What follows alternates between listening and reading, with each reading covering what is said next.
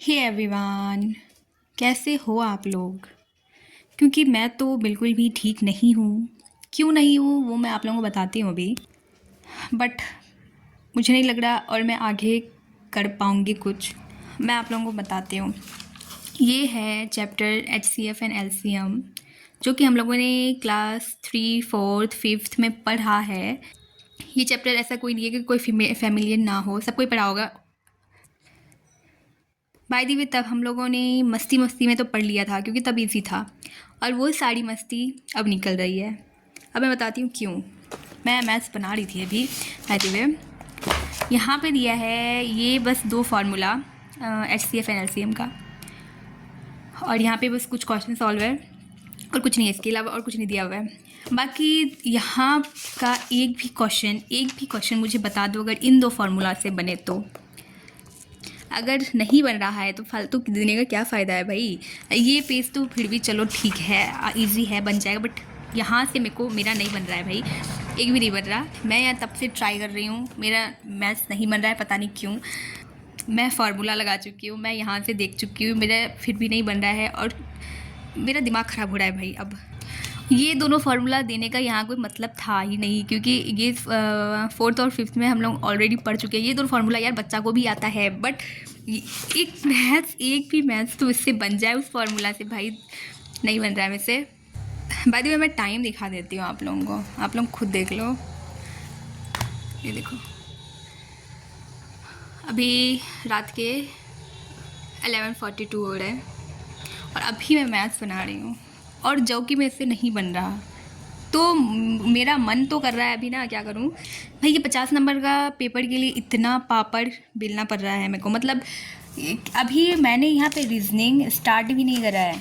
मैं दिखा देती हूँ आप लोगों को, मैंने अभी तक रीजनिंग स्टार्ट ही नहीं करा है। अभी मैं मैथ्स ही बना रही हूँ, और अभी वो भी अभी सेकंड वाले में ही हूँ। अभी पूरा अभी बचा हुआ है। रीजनिंग भी मैंने अभी नहीं बनाया है, स्टार्ट नहीं किया है, यहाँ तक है रीजनिंग। और मैं अभी मैथ्स में अटकी हूँ, जो कि वो भी नहीं बन रहा है मेरे से। अब मेरे पल्ले नहीं पड़ रहा है कि मैं करूँ तो करूँ क्या भाई। कोई भी सब्जेक्ट इजी नहीं है। कौन बोल रहा है यार कि CUT इजी है। इंग्लिश का देख लो, मैं बताती हूँ आप लोगों को इंग्लिश के बारे में। अभी मैं आप लोगों को इंग्लिश क्या का भी कंफर्म करा रही हूँ। ओके, एक मिनट। ये रहा इंग्लिश, दिख रहा है आपको। ये रहा इंग्लिश, यहाँ से स्टार्ट है। सिनोनिम्स एंड एंटोनिम्स, ये देखो इतना सारा सिनोनिम्स है, ये देखो यहाँ तक। ये एंटोनिम्स, थोड़ा एंटोनिम्स थोड़ा सा है, सिनोनिम्स इतना सारा है। ये यहाँ से ये सब एंटोनिम्स ही है। ओके, तो भाई तुम कौन सा छोड़ोगे ये बताओ पहले मेरे को, तुम कौन सा छोड़ोगे। और मेरा नसीब मेरे को पता है, मैं जो छोड़ूंगी, जो वाला छोड़ूंगी उसी से क्वेश्चन आएगा। अगर तुम ये सिनोनिम्स एंड एंटोनिम्स 5 से 6 नंबर का तो पूछता ही है, यानी 30 नंबर को तुम ऐसे कैसे जाने दे सकते हो। और 30 नंबर के लिए तुमको इतना सारा पढ़ना पड़ेगा। तुम इमेजिन कर सकते हो कि 30 नंबर के लिए तुमको इतना सब पढ़ना पड़ेगा भाई। मेरा अब हो गया मेरा, और नहीं हो रहा। मैंने बहुत सपने सजा लिए कि मुझे DU में नॉर्थ कैंपस मिल जाए। अब नहीं, अब कोई भी कॉलेज मिल जाए भाई, मिल भी जाए तो यही बहुत बड़ी बात है।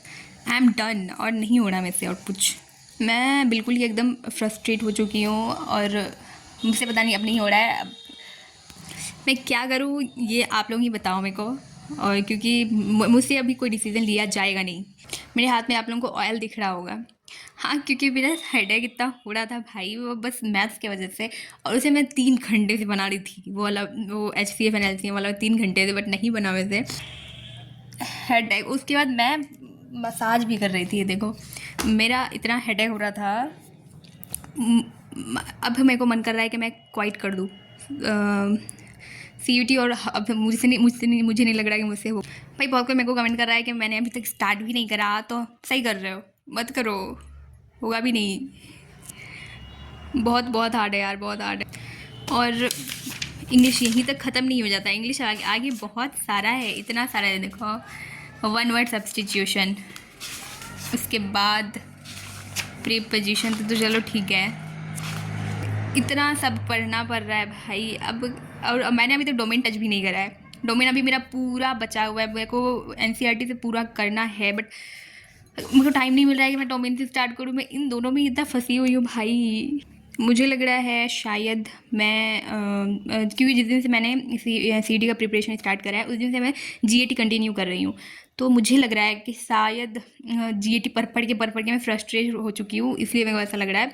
तो मैं शायद GAT कुछ दिन स्किप कर दूँ और मैं डोमेन स्टार्ट कर देती हूँ, क्योंकि यार और नहीं हो रहा मेरा GAT। और मैं और हाँ, ये एक बात है कि मैं रीजनिंग जो है वो मैं आप लोगों को बता दूं कि रीजनिंग मेरा हो जाता है, मतलब रीजनिंग ईजी है as compare to quantitative aptitude. तो रीजनिंग मेरा हो जाता है। तो इस मतलब कुछ ना कुछ अच्छा खास तो नहीं, बट हो जाता है मेरा ठीक ठाक। और बाकी क्वान्टिटेटिव एप्टीट्यूड मेरे को बहुत ज़्यादा ही प्रॉब्लम होता है यार, बहुत ज़्यादा ही। मतलब मैथ्स तो बेसिक है, बट उसमें हर एक मैथ्स में अलग अलग फार्मूला लग रहा है जो कि मेरा दिमाग खा रहा है, और मैं क्या करूँ यार, कुछ भी समझ में नहीं आ रहा है। बाय द वे, आप लोगों की पढ़ाई कैसी चल रही है मेरे को कमेंट में बता देना। और GAT के लिए सबको मतलब बहुत अच्छा अच्छा प्लेटफॉर्म है, मैं खुद मानती हूँ, बट प्रैक्टिस यार, प्रैक्टिस तो करना ही पड़ेगा ना। तो वही प्रैक्टिस के वजह से ही मेरा नहीं हो रहा, प्रैक्टिस भी नहीं हो रहा है मेरे से। मैं बहुत देर से कोशिश कर रही हूँ, देखो मैं बना भी रही थी, बट अब लग रहा है कि नहीं होगा मेरे से GAT। मेरे को GAT चाहे तो स्किप करना है या तो फिर कुछ, क्योंकि उसकी वजह से एक पेपर GAT की वजह से मेरा उधर इंग्लिश और 2 डोमेन, वो दोनों ही मेरा जाएगा मुझे लग रहा है। सो देखते हैं क्या होता है।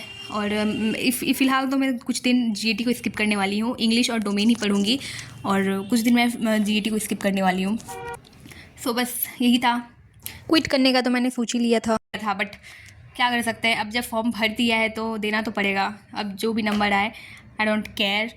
तो बस एग्ज़ाम दूंगी मैं, और देखते हैं क्या होता है। चलो bye bye, love you all. आप लोगों को सबको बेस्ट ऑफ लक। अच्छे से पढ़ाई करो भाई।